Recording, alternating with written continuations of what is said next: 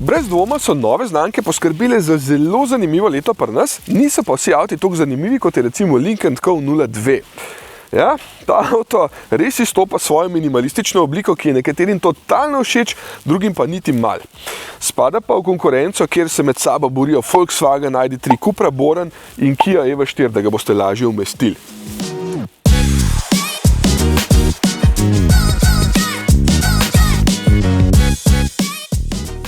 S prostorom v tem avtu ne bo težav, že spredaj se sedi fino, zadaj prav tako, 02 je širok in čeprav je oblika strehe padajoča, tudi s prostorom za glave ne bo nikjer težav.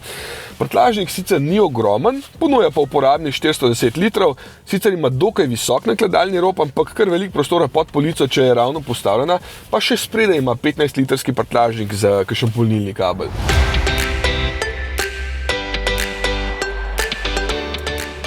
Ta avto v nobenem primeru ne želi biti dinamičen, ampak je vse namenjeno bolj umirjeni in udobni vožnji in moram reči, da je v tem res dober.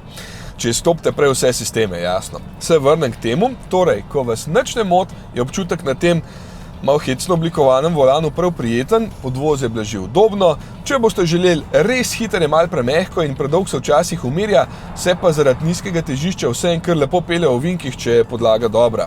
Pomaga tudi, da ima zadnji pogon, zaradi česar je vodljivo še toliko boljša. Zanimivo, ker sem pri vožnji pričakoval manj. Poraba je zdaj v mrzlih zimskih dneh kar konkretna, 23 kvor, ampak je vseeno dokaj podobna kot pri konkurenci.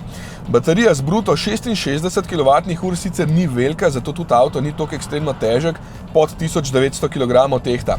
Ne pa hitro polnjenje ni navdušila, ker tovarna obljublja 150 kW, jaz sem dosegel največ 95 kW pri 45% napolnjenosti, pri 19% je recimo začel samo 60 kW.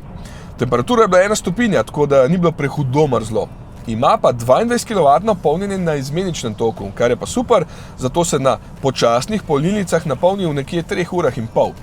Na papirju ima kar 200 kW moči, to je 272 konjev in čeprav se mi po občutku ne zdi toliko hiter, vseeno do 100 na uro pospešil samo 5,5 sekunde, kar je zelo dobro za avto tega cenovnega ranga. Še enkrat moram poudariti, da me je sama vožnja praktično v vseh kriterijih navdušila, pokvarjajo pa potem ostale malenkosti, recimo klimatska naprava, ki se očitno kar sama izklop med vožnjo, ko se ji zazdi, čeprav kaže, da je vklopljena. No, potem pa se začnejo stekla rositi in seveda začnem tukaj na zaslonu iskati rešitve, da bom kaj videl ven, potem pa začne avto težiti, da ne gledam na cesto. In ko močno dežuje, seveda senzorji in kamere ne vidijo dobro na cesto in potem začne tukaj na polno utripati, da sistemi ne delujejo, ko že tako sam ne vidim dobro ven. Če bi se to dal zavedno izključiti, bi brez pomisleka. Tudi vzvratni ogledali vam boste najprej všeč, ker imate takšni miniaturni v hiši, potem pa boste v prvem slabem vremenu ugotovili, da se takoj zapacata, ker nimate okvirjev in boste slabo videli nazaj.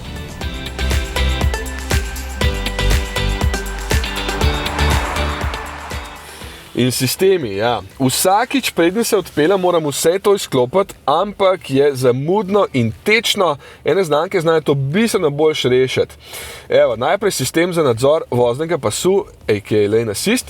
Ta deluje slabo in čist preveč močno, včasih mi volan kar iztrga iz rok.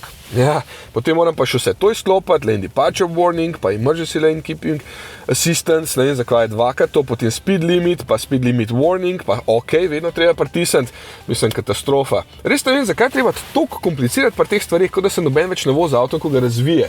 In tudi ni mi jasno, kako smo preživeli vsa ta leta, ko teh sistemov ni bilo, očitno smo imeli ful veliko sreče.